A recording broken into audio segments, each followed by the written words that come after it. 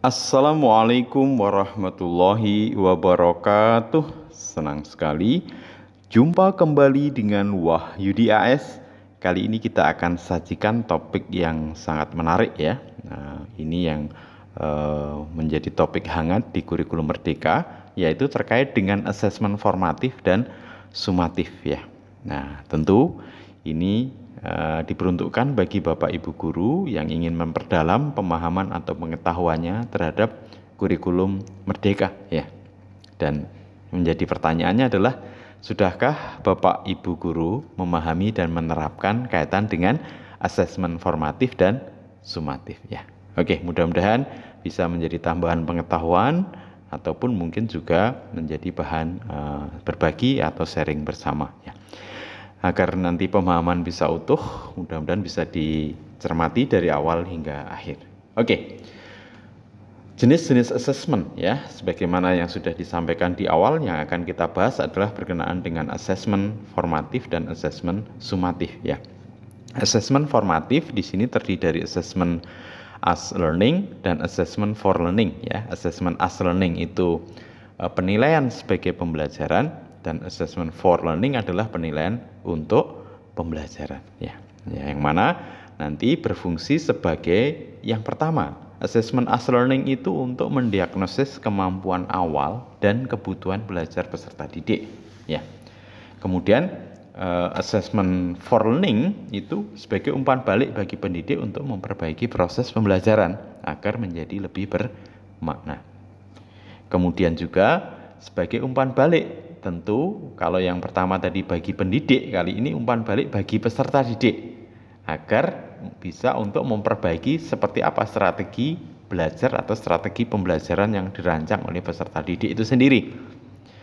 Kemudian juga asesmen formatif itu bisa digunakan atau berfungsi sebagai mendiagnosis daya serap materi peserta didik dalam aktivitas pembelajaran di kelas ya.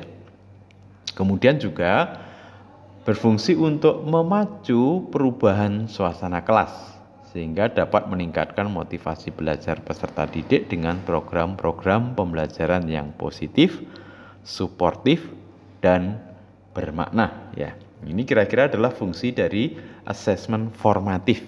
Jadi asesmen formatif bisa as learning sebagai pembelajaran dan for learning atau untuk pembelajaran ya.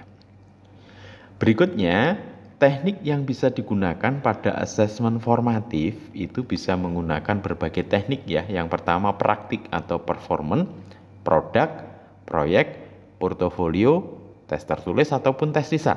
Ya, semuanya bisa digunakan atau diimplementasikan di asesmen formatif. Sementara hasil atau dokumentasi yang bisa didapatkan atau keluaran dari asesmen formatif itu bisa produk dari hasil belajar. Produk dari hasil belajar di kurikulum Merdeka itu bisa berupa karakter dan kompetensi ya, atau kalau di kurikulum sebelumnya ya sikap, pengetahuan, dan keterampilan ya. Berikutnya apa lagi? Nah, jurnal refleksi peserta didik. Jadi kalau Bapak Ibu guru mengembangkan assessment as learning kaitan dengan self assessment, penilaian diri, dan peer assessment, maka nanti bisa muncul jurnal refleksi peserta didik ya.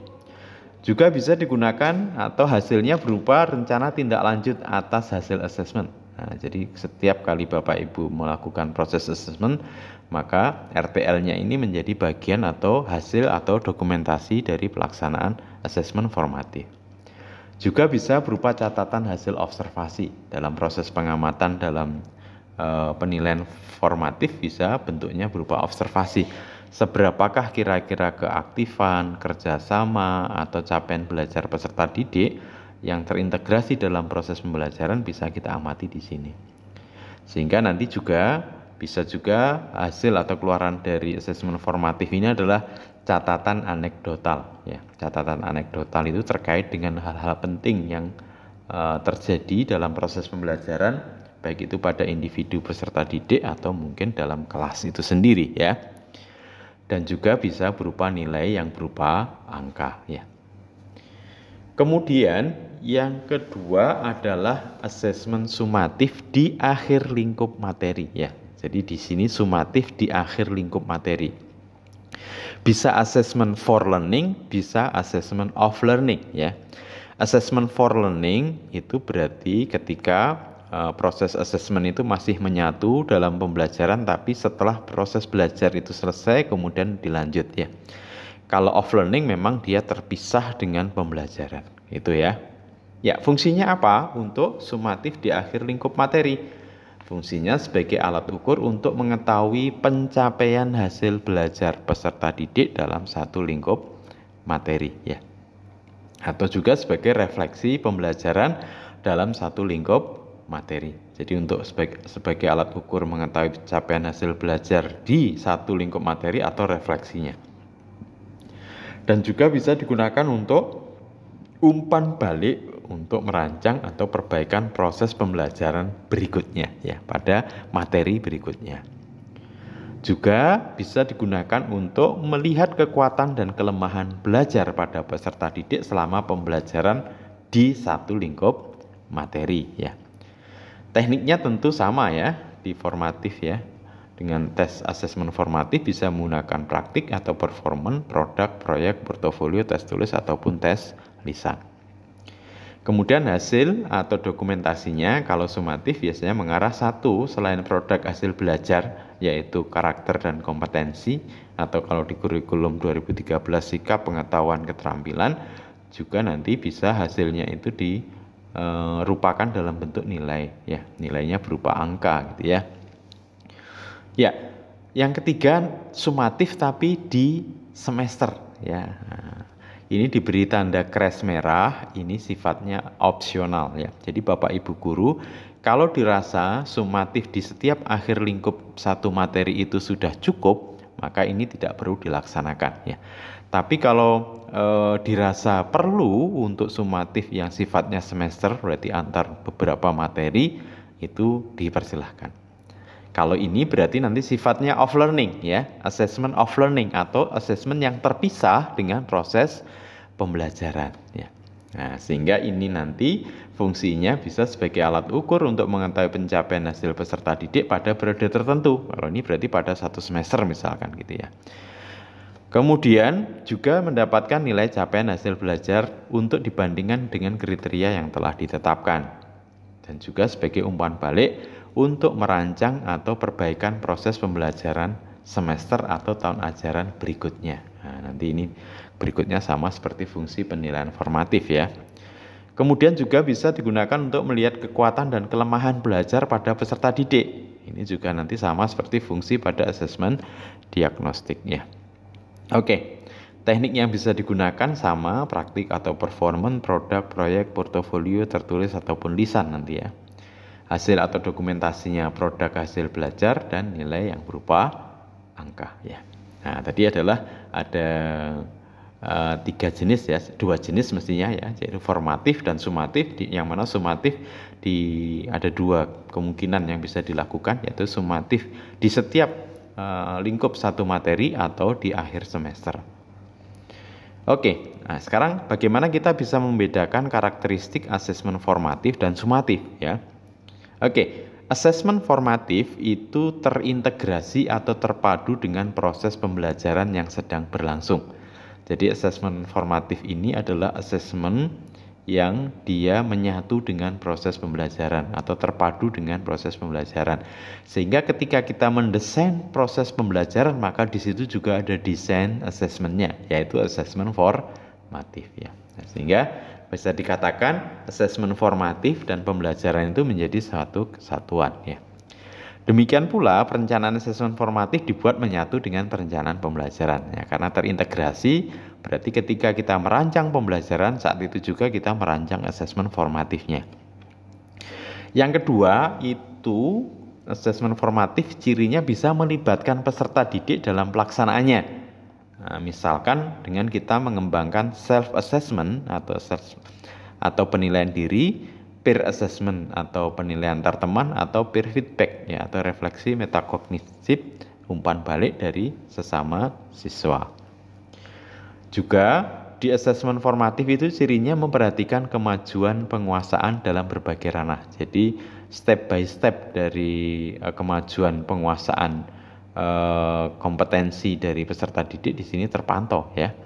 Baik itu ranah sikap, pengetahuan, keterampilan, motivasi belajar, dan sikap terhadap pembelajaran, gaya belajar, dan kolaboratifnya, itu di sini diperhatikan kemajuannya. Sehingga nanti perlu dibutuhkan metode atau strategi pembelajaran dan teknik atau instrumen penilaian yang tepat ya. Bagaimana dengan asesmen sumatif? Nah, kalau asesmen sumatif itu dilakukan setelah pembelajaran berakhir ya.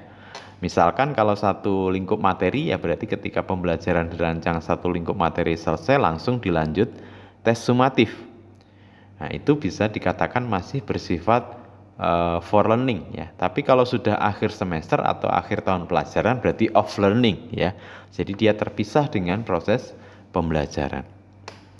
Kemudian biasanya kalau tes sumatif ini si pelaksananya bersifat formal ya. Jadi membutuhkan perencanaan instrumen yang tepat sesuai dengan capaian kompetensi yang diharapkan, dan tentu proses pelaksanaan harus sesuai dengan prinsip-prinsip assessment sebagaimana yang sudah disampaikan di video sebelumnya. Jadi di tes sumatif biasanya lebih bersifat formal, kadang-kadang bisa dibentuk sebuah kepanitiaan untuk pelaksanaannya. Kemudian di sini juga bersifat dari asesmen sumatif sebagai bentuk pertanggungjawaban sekolah ya kepada orang tua, peserta didik atau stakeholder yang lainnya ya. Kemudian ini bisa digunakan pendidik atau sekolah untuk mengevaluasi seberapa efektifkah program pembelajaran. Jadi sekali lagi untuk mengevaluasi seberapa efektifkah program pembelajaran atau mengevaluasi efektivitas program pembelajaran. Selanjutnya bentuk-bentuk asesmennya ya. Tadi kita sudah bahas ada asesmen formatif dan asesmen sumatif ya. Nah, ini yang Bapak Ibu perlu diperhatikan karena ini salah satu ciri khas di kurikulum Merdeka kaitan dengan asesmen formatif dan sumatif ini adalah bentuk asesmennya. Diharapkan mengarah satu, bahwa bentuk asesmennya itu berupa satu, diskusi kelas ya. Nah, ini diskusi kelas. Kenapa ini dipilih? Tujuannya untuk mengembangkan kemampuan berkomunikasi dan berinteraksi antar siswa. Jadi kalau Bapak Ibu bisa mengembangkan bentuk asesmen ini luar biasa ya. Ini sudah nanti mengarah pada skill keterampilan abad 21 yang dibutuhkan peserta didik kita. Oleh karena itu, ini Bapak Ibu perlu dikembangkan ya. Diskusi kelas ini diaktifkan.